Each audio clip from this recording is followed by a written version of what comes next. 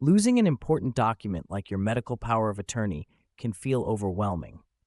But don't worry, there are steps you can take to resolve the situation and prevent future mishaps.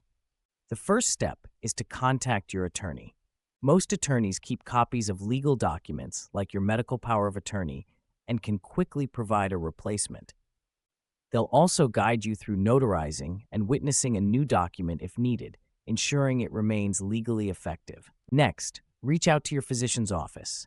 Many healthcare providers retain copies of medical directives. Explain the situation, and they may be able to provide a copy after verifying your identity. If you can't locate a copy, you'll need to recreate the document. Start by contacting your attorney for the correct forms. Carefully fill them out, choose a trusted agent, and have the new document notarized. Inform your doctor and family members about the updated power of attorney and where it's stored.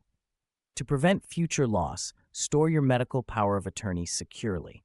Trustworthy's family operating system allows you to safely store and share your medical power of attorney with trusted individuals. Trustworthy's advanced features ensure your sensitive documents are always protected and always within reach.